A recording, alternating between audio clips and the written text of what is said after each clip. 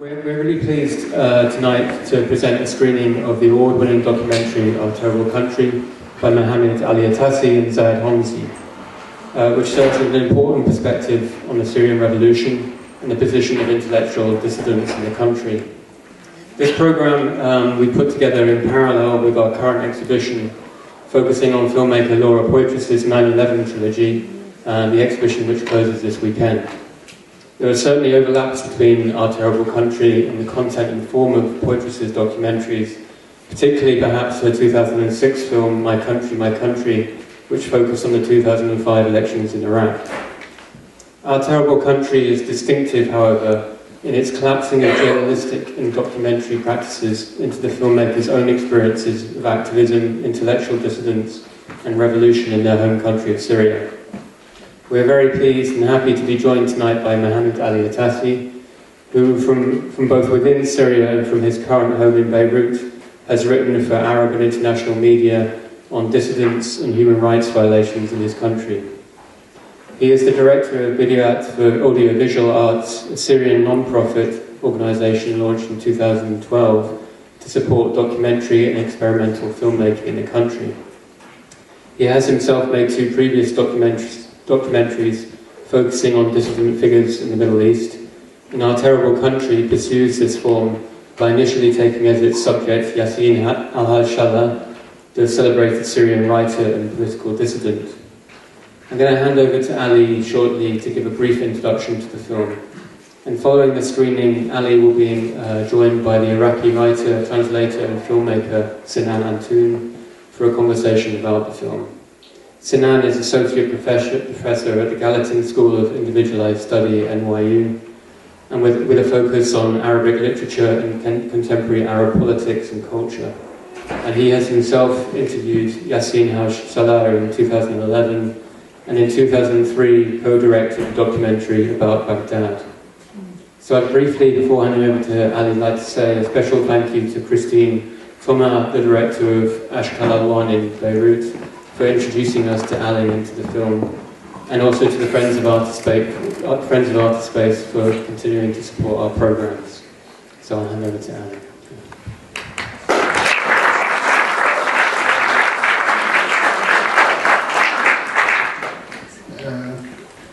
I will say only two words, and later in the discussion with Sinan and later with the Q&A we can talk about the film.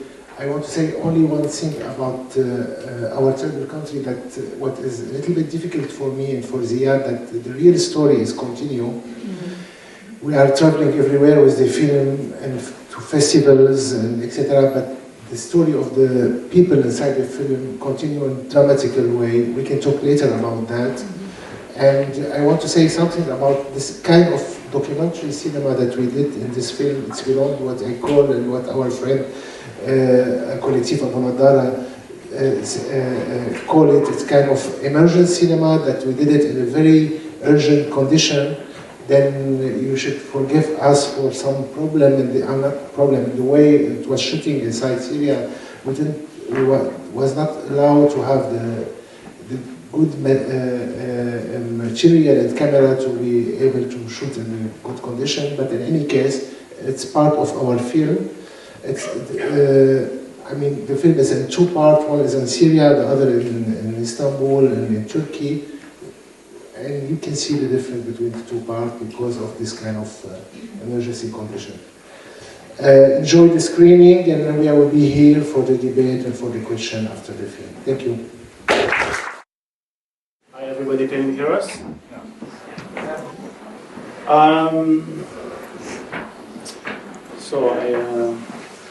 It's very difficult to say anything meaningful right after, but I'm honored to be here with a dear friend that I haven't seen in a long time.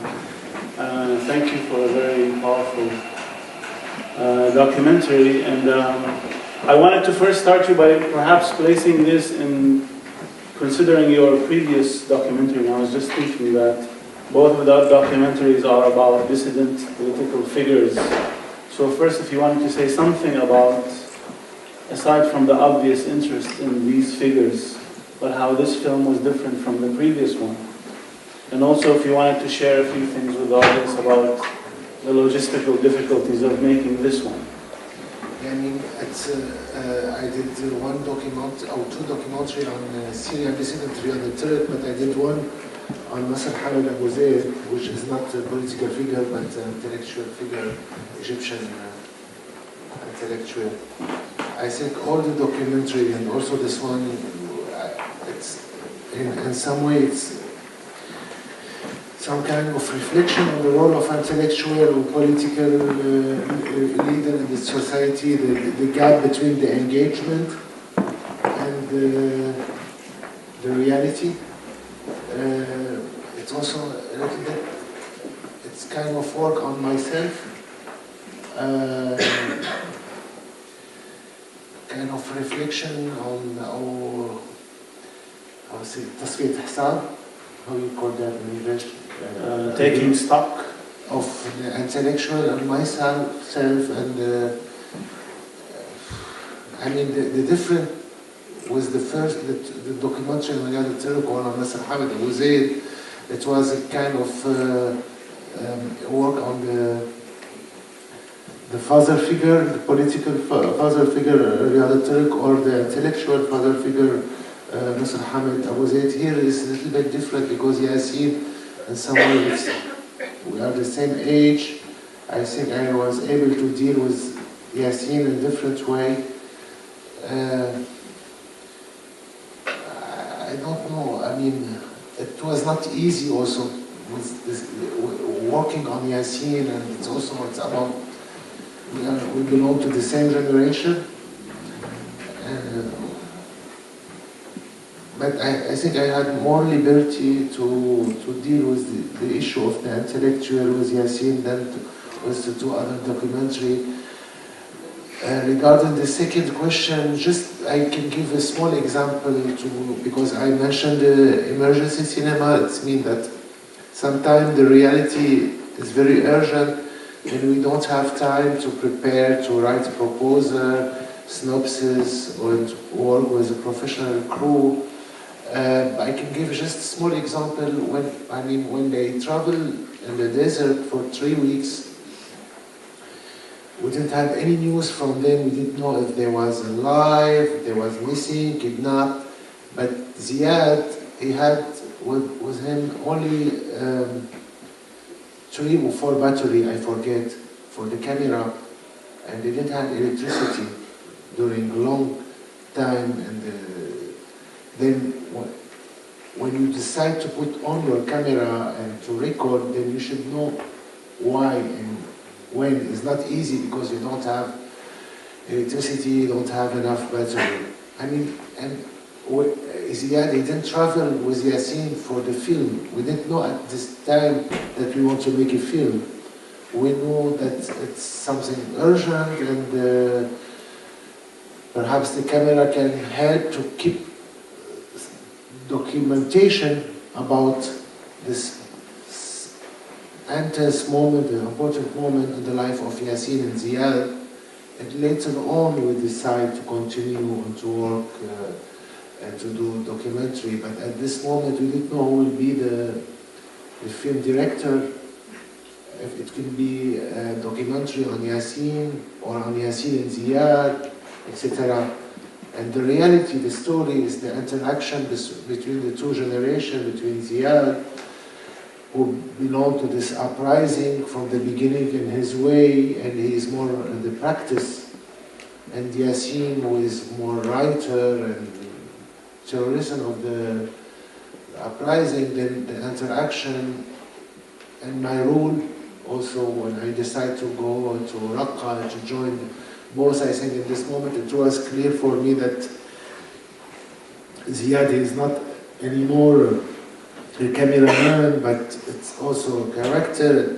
When I saw the footage from the Ghouta, from first part, also it was clear that it's the print of Ziad on it is not, I mean, because when I asked Ziad to start to make an interview with Yasin, and I sent him some question, when the footage came back to Syria, to Lebanon, sorry, And I saw it, it was clear for me that it's not me who is asking the question or an interaction with Yasin, it's more Ziad, it is the two generations. I was intrigued by it. I wasn't planning this question, but Ziad seemed to be more willing to reflect and take stock of what had happened to them. I mean, you pointed in one of your questions to Yasin being kind of maintaining some distance and never really wanting to show the vulnerable side. But we talked before this. What was Yasin's reaction? Why didn't he like the film? Could you just say a few things about that? Yeah, I mean, Yasin, when we decide to make the film, when I finished the last draft of the film, I went to Istanbul to show Yasin the film. It was clear for me if Yasin he don't give his okay, well, I will never show the film anywhere in the world. It's kind of, he's a friend, we took some liberty to deal with the public image of Yasin. Then when Yasin saw the film the first time, it was me, Yasin, Ziad, and a Turkish friend. Then Yasin, he gave his okay, he was, but he didn't say anything really about the film. It's 1 week later he sent me a message saying that he don't like the film. But I can show it everywhere. It's my film, our film, but you don't like it. And I think it's for me it's important. I mean I didn't make the film for Yasin or for my. But Yasin is a writer. He's an intellectual. He's worried about he's a public figure. And he didn't know when he accepted to play the game, he saw that we will do something about the intellectual or the writer, and we decided to do something more about a human being with all the weakness and the multiple figure of the human being, Yasin. And I think as a very rational intellectual, he didn't like to look to himself in this way. This is the first part. But I think second, it's a very personal story of Yasin with his wife, with his friend Razan. It's not easy, not for him, and also not for me or for the other to watch the film again, because the story continues. We don't have any news from Samira and Razan. They still kidnapped. We don't know what happened.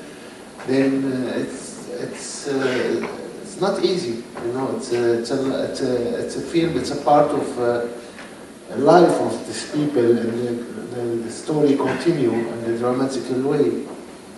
Then, I mean, the brother of Yasin is still missing, kidnapped by ISIS. His wife, Samira, kidnapped by the Islamists and the Houthi, and his best friend, Razan, also. I mean, it's not easy.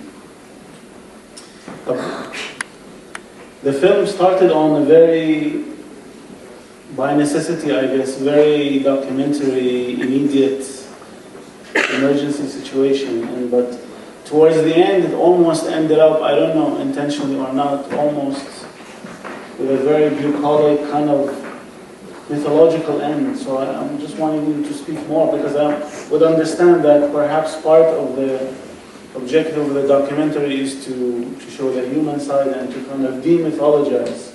But so how do you think the effect is on the image of? Really, I don't know. I mean, I can't answer to this question, but it's sure that it's two films and one film. The first part is Douma in Syria, and the second part is more about the exile, and Yasin, he found himself out of Syria. He never saw that he would finish like this. And with Ziad also, I mean, Ziad, he never saw that he would be also arrested by Daesh, by ISIS. Then, the second part, if I can say that, it's, I mean, is the فقدان, how you say, loss. Is the loss. It's to deal with that, to face that. We are the loss of our own country, the loss of the people who are very important for us. And also it's the moment where we are pushed to face the reality about, I don't know, I can say it like this, but it is some way is the loss of the revolution. How the revolution was kidnapped by the Islamists, or then. But at the same time, I would say that doing this film, that we all agree to continue this film, it means that in some way we keep the hope. I don't know from where to where, but at least that we, I mean, we still alive and we can produce and ask ourselves some question or face some question about our engagement, about from where we start and where we are today. And I mean, they say it by themselves in the end when they ask themselves about from where it's come Daesh and what's happened and etc. All right, I think I was told by the organizers that we should open it up to questions from the... I should say something about, Sinan and myself, because we belong to the same generation, and we we suffer from the Baas rule in two different countries, Iraq and Syria, and it's terrible today also to see how ISIS is continuing to deal with our two countries and our two destiny in some way. I mean, in a different way, but we are all paying the price in a different way. In any case. Yes? What did it take for Ziad to get released from ISIS? How come Ziad got released from ISIS? Really, we don't know. Perhaps they saw that he is. They didn't know about the film when he was arrested. He was arrested because he was part of a convoy to Duma. They released all the other people. They keep him 1 more month. He stayed 2 months there. He was badly tortured. I think, really, we don't know, but his friend in Duma, they did a lot of things in favor of Ziad, because he is apparently very popular between the youth in Duma, Ziad, and they make pressure. At this time, they had Daesh, ISIS had small group in Duma. Then they did pressure on them. Perhaps it's work. We don't know really. And Ziad, he's he's a real believer. And he has this kind of relation with the Islam, very interesting. I don't know how they look to him with Daesh, because he's completely the opposite, but at least they didn't think that he is this kind of secular or then, but I don't know. Ali, can I ask you a question? Yes. You talked at the beginning, well, I kind of mentioned in the introduction about the organisation that you run, Bidayat, and then also you mentioned Abu Nadara. Could you maybe say a bit more about how filmmaking, the role that it's playing in Syria at the moment, and the kind of support that you're giving, and other people who are involved in filmmaking in Syria? Yeah, it's interesting that today the reality in Syria, it's beyond any kind of fiction. It's not by accident that today we have a lot of success and prize everywhere with Syrian documentary film. But we have different school and different way of dealing with this reality. And I think what we are trying to do in our film or with Bidayat, it's more, we are on the same side than our friend in Abu Nadara collective, because behind all this kind of storytelling, etc., we have a real question about how we can deal with violence without I mean, and the opposite, that the mass media or the YouTube or they are dealing with this kind of issue when it comes to Syria or Iraq.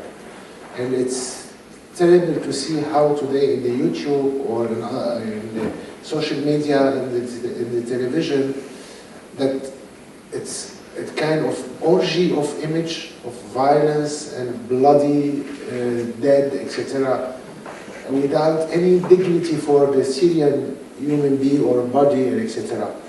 And we are suffering from a lot of violence, but to try to talk about that without showing this violence or without looking to this easy answer to that, I mean, this is the reality and we show it like it is.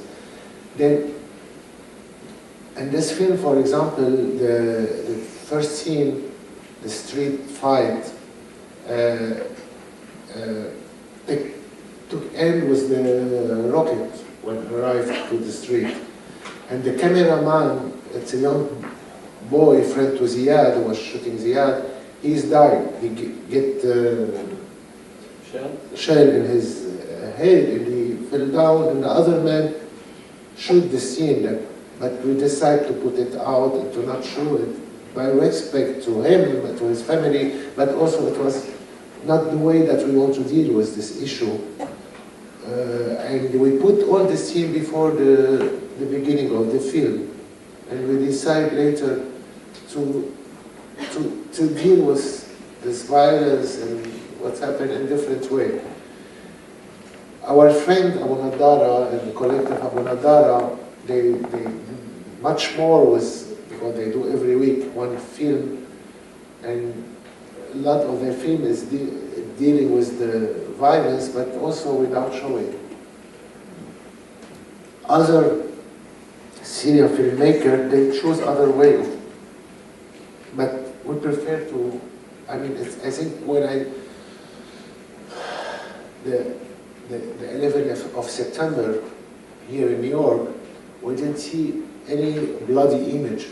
And I think it was a good decision by the media, by the people. I don't think that we can have solidarity or identification with the victim, with the family, if we only see this bloody image.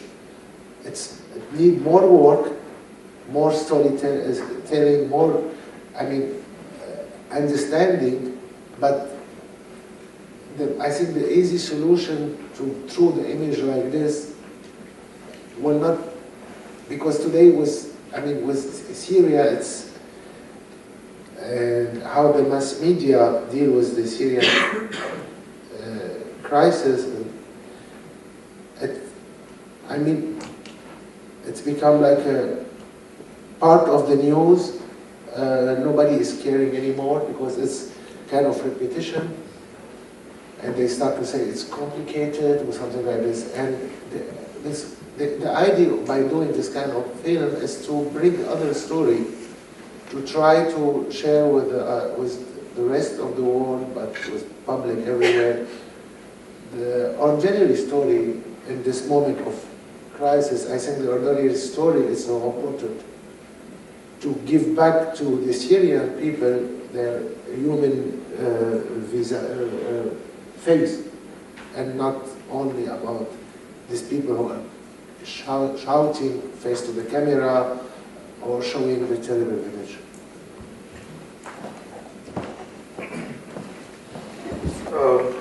If a person does not resist ISIS, they sort of surrender to them. Are they then expected to? Can you repeat something? If a person does not resist ISIS, if they sort of surrender, say I'm not going to resist, are they then expected to sort of join and turn against their own Syrian citizens in terms of sort of killing their own, or are they sort of left alone for, instead, Because I'm trying to think, is it more cowardly to just give in to ISIS, or is it a wiser thing to do in order to preserve your life until sort of a storm blows over and somehow help comes?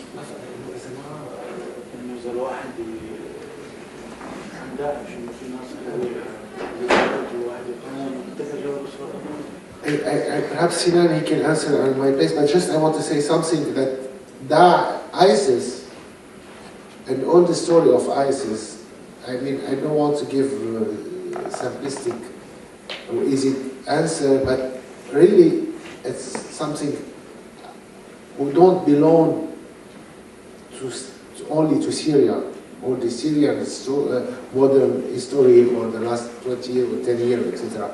It's more about it's more about how the United States of America decided to reply to the 11th of September.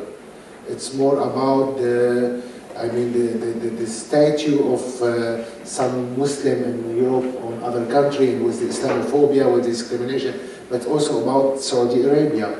It's about it's different level. Part of this level, it's belonged to Syria and what's happened to Syria in the last 3 years or 4 years. And I don't think that today to deal with the ISIS issue belongs only to the Syrian or to the Iraqi people, because part of the problem is outside our two countries.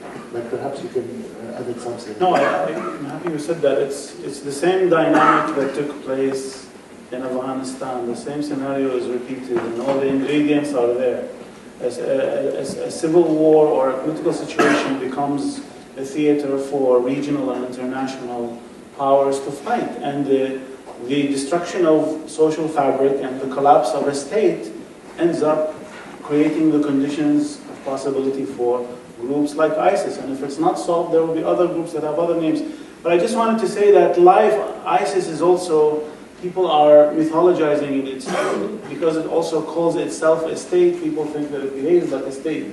So a lot of time, the way ISIS behaves in Mosul or Raqqa or elsewhere is haphazard, depends on the local conditions, depends on the communities, and so on and so forth. Is it fair to say that if you do not resist, you'll be turned into a soldier for ISIS? It depends on the individual situation and the context. There is no blueprint for how things work, I think. Thank you for showing this movie here. It's very amazing to see some of the details. I thought there was a couple of important points in the movie.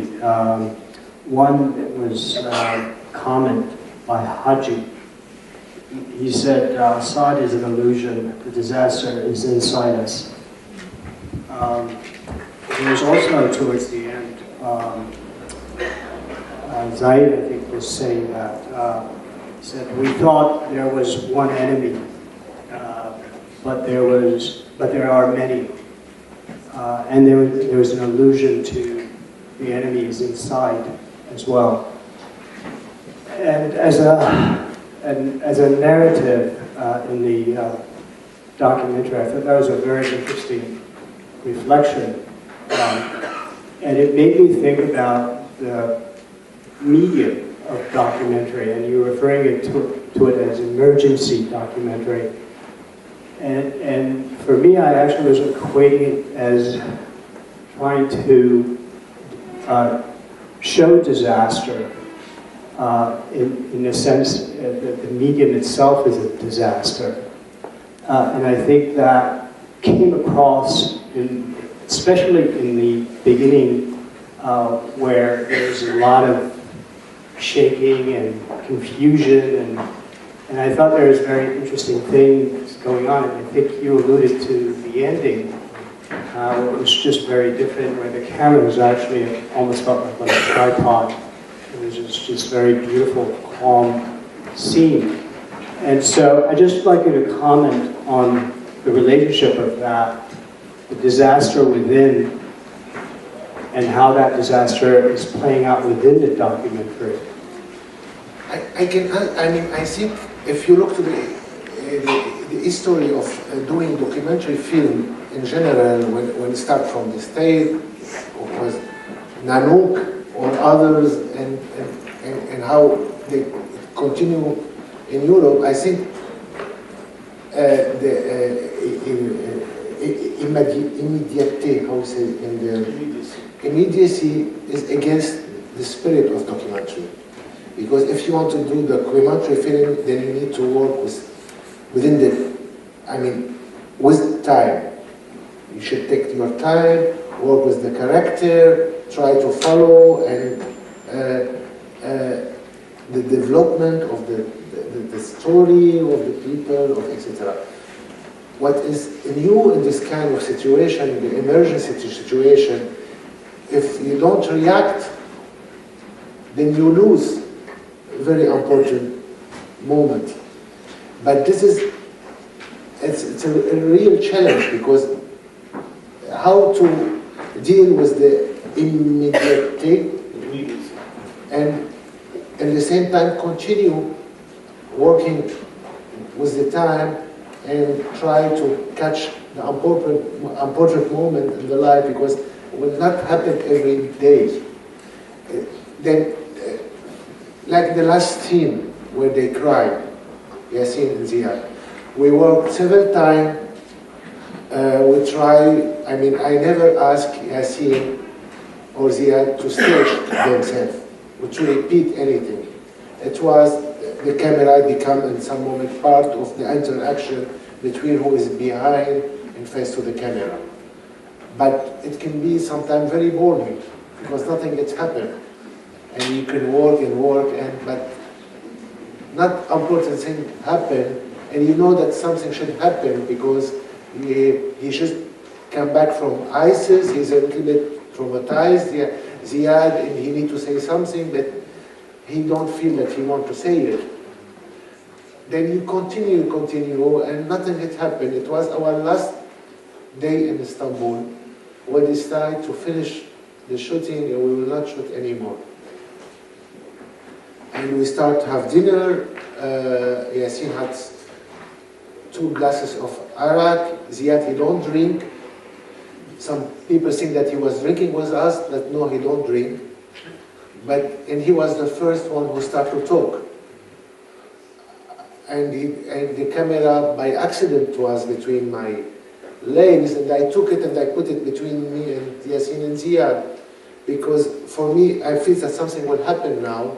Okay, I play a little bit, I provoked Ziad regarding his relation with Yasin, and in some way the camera protected me to not crying, because I was looking to the camera, and for that he asked me, why you are looking like this? Because I mean, I was hiding behind the camera, and it was the moment that they decided to talk. When Samira was kidnapped, I came back to Istanbul, and I put the camera and I started to talk with Yasin. Not as an interview, he was preparing spaghetti in the kitchen and I was shooting, etc. It was very intense and intense moment, but I feel that if I put that in my film, it's very private and I can't show everything. Also, it's what we can show, what we can't show. And then we decided to put it away. I have it. When he talked about the kidnapping of his wife and his friend. But I feel that if I will go to that, it's become very exhibitionist, you know, then also this is a real dilemma about what we can show or what we can't show. Then I don't know how to say that, but you know, it's an emergency situation. We try to cut some moment. We continue to work, but it's not always easy to catch the important moment. Like, for example, for me, it's an important scene in the restaurant in Gaziantep when they had this kind of fight with the old man. What happened there, that it was the first time that Yasin, he was able to go to the public space, because he was hiding in Damascus, hiding in Douma, hiding in Raqqa, and we decided to took him to a place where we have a Syrian, and he can go and enter. He didn't know that. I asked him that I want to go to eat. I heard that there was a nice restaurant, we want to go there. We arrived there, it was clear that we arrived with our camera, and people start to look to us in different way. It was a little bit violent. You know, we come with our camera, the cameraman, it was a woman, Syrian woman, was us, and we come to this place, and nobody knew about Yasin, who is Yasin also. And I feel that it's some tension between us and the rest of the Syrian restaurant. We didn't know that something will happen. I feel it, and for that I asked him outside about the Syrian intellectual compared to the East Europe intellectual. And suddenly the story happened, and for me it's an important moment in the film, because also there's still a lot about the relation between we as intellectual and the ordinary people, and sometimes how the ordinary people, they can be much more, I would say, not sophisticated, but they can say that the truth about ourselves than how we look to ourselves. You know, then it happened, but in several other situations, we tried to do something, but it didn't happen. Or it happened in a different way, or it didn't serve the narration or the storytelling of the film. And this kind, for me, also when you do editing, you do another kind of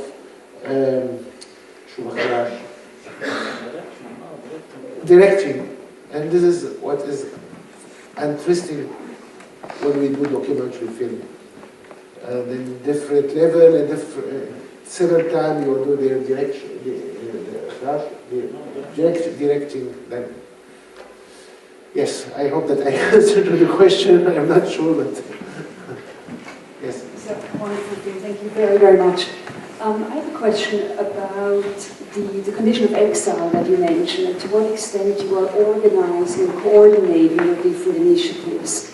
Abu Nadara, I believe, is fighting for the right to dignified representation as part of the human rights conventions, and your strategies are different. Are you in a conversation that goes beyond being friends? Are you being here in exile with specific goals, and what could potentially be most useful to support a film scene like yours? I think this kind of fight, or I will call it fight, that Abu Nadara and others try to do about the dignity or the right of image for the Syrian people, it's part of our all.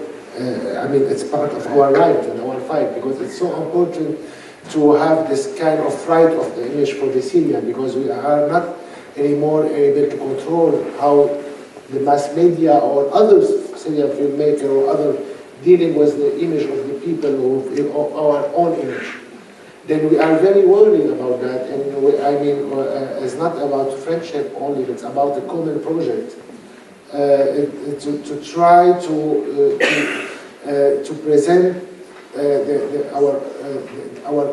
right of our image in a different way, and to respect the people and their image, and not dealing in a very easy way with that. Then, for example, is no one single image coming from the YouTube in our film. It was easy to bring image from the YouTube without author or without asking the people if we can use the image or not. Then, and every time this kind of question is present in our mind, and I think that Abu Nadara, it's become part of their work, and but it's not only about Abu Nadara, it's about our own work, and then we are on the same side, if I can say. But it's much far than a question of friendship. It's about the nature of our work and what we can do faced with this reality in Syria today. Thank you for what you've done. My question is, there's a couple questions, but the one I wanted to ask is, Zaid, who's portrayed as the father of the revolution, the idea of revolution in some way, and the writings in the newspaper and the 16 years of imprisonment. What was his what did he understand the revolution to be? What was meant by the revolution? What were the ideas that he was trying to convey? And the other part of that is, after he got out of prison, what connection did he have to those who started the nonviolent revolution? And how organized were they, considering that it was pretty much a police state, beforehand? I don't think that Yassini is the father of the revolution. He is part of this movement, peaceful movement. I mean, we saw in the beginning of the film, Razan Zaitouni, in just one second, she crossed the camera and she said that she don't want to be filmed. And Razan, she is the major figure of the peaceful Syrian uprising. She is now kidnapped with Samira, and we don't know what's happened to Razan. And Razan, she is close to Yassin, but I mean, I don't think that Yassin, he don't consider himself as the father of the revolution in any case.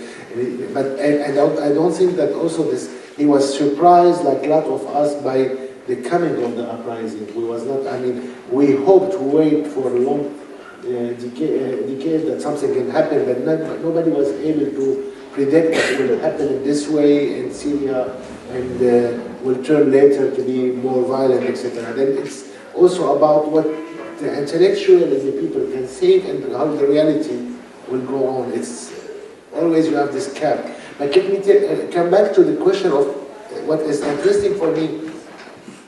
Yassin spent 16 years in jail, and he was released from the small jail to be in this big jail with Syria, called Syria. He spent there 15 years. He was not allowed to travel from Syria. Then he was stuck inside Syria. And the image when Yassin went to the subway, the metro, and he was not able to. I didn't know how to deal with the entry. For me, tell a lot about the 16-year of jail. Because, and it happened like this. What happened that we went to Istanbul, and the first thing that Yassin, he asked us if he want to go to Istiqlal. Then we put our luggage in the apartment of friend, and we took the metro and went to Istiqlal. And when he arrived to Istiqlal, he was completely lost. It was not staging himself. It was the reality. He was the first time in Europe, if I can say, and he saw this modernity. He was cut from that, and suddenly he found himself there. But at the metro station, myself, when I look back to this footage, for me, this scene tells a lot about the 16 years, because the time for us continue, but for people like Yassin, 16 years, he was cut. 16 years from his life, he was cut from life. And for people like me who was able to travel or at least see a cinema and know how to deal with his mean metro and how to go and cross, for people like Yassin, who was completely cut from image, from the reality, then suddenly he was faced with that and he don't know what this machine and how he can deal with that. When I look back to this image, I feel this 16 years come like this, boom. And then, and this kind of detail and image that can tell us a little bit also about what means 16 years, because it's easy to say it like this, but spend 16 years in jail completely cut from the rest of the world. I mean, in this kind of scene, we can understand a little bit what it can be.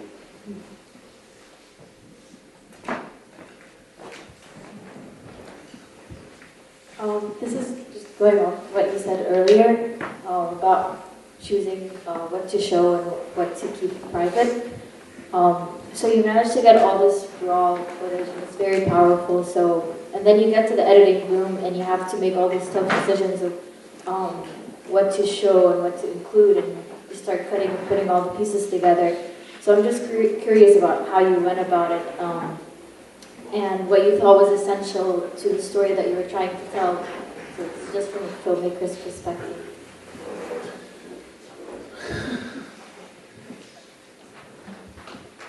I should say that when Samira and Razan was kidnapped. We come back again to the film and we decide to build it in different way, not completely, but taking that in consideration. Really, in the beginning, we didn't know how to tell the story. It was clear that it's a road movie. It's about, they talk about the Odyssey, but it's in some way it is their own story in the sense that they went to in the beginning they want to reach the Raqqa, his own city, liberated from the regime, but in their way, the Raqqa fell in the hand of Daesh. Then it was not anymore the destiny. And when he arrived to Raqqa, Yasin, he saw that he can go, because the Raqqa is under ISIS, then he can go to other city in Syria, near Aleppo, Kafr or other place. And when he tried to prepare himself to that, it was the route was not anymore safe. Then it's kind of, you know, running to reach this Odyssey, you will never arrive and succeed. Then I decided, and we decided with me and Ziad to build the film on this road movie, but we feel that I will keep the end open, not because we don't know when, and I hope so, Razan and Samira, they come back, or Syria will become free, but because we don't have the answer. Also, the film itself, it's kind of, you know, we don't know if we will reach. Then, and this is the way we try to build the story. I don't know how much we succeed on that, but it was the ambition that keep it open and ask ourselves more questions than to give answers. Last question. You want to tell about the Washington say, because I will not... Can I do it after my question? Okay. Okay. In the movie, Ziad says that ISIS is a different phase from Assad. And also, Yasin says that, you know, the tallest buildings are never being bombed. In what ways do you think Assad and ISIS are connected, and in what ways does Assad benefit from ISIS? And also, I'd like you to maybe comment, if you could, on the recent interview that Assad gave to the BBC, in which he claims he doesn't use any barrel bombs and he doesn't use any chemical weapons, etc. I mean, Yasin in the film, he talked about the connection between Assad and the ISIS, but what it shows for us that they are both our enemy and we are suffering from both. And you can see, I mean, Yasin, he spent 16 years in jail under the Assad, and Assad, he destroyed his life, but ISIS come to continue by kidnapping his brothers and, I mean, occupied his own city. Then, I mean, it's clear for the Syrians that they both are the enemy of our freedom in our country. I think it's the same for, and they are giving service one to the other. But I think Sinan can talk a little bit more about the connection between the dictatorship and the Islamist and the jihadists in the region. I mean, we was, since 3 or 4 decades, the prisoner of this dilemma, or the dictatorship under the Islamists.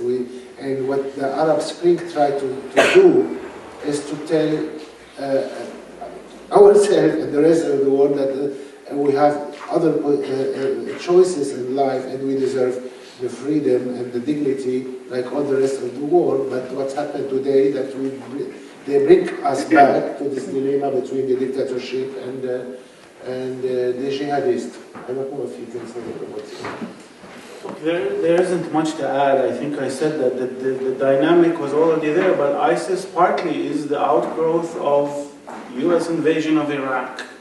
U.S. allies meddling and interfering and trying to hijack the revolt and militarize it in order to be able to control it. But what happens in this country always is that all of the critical voices that warn against the outcomes of horrific policies are completely forgotten. But then when the disaster takes place, everyone is surprised.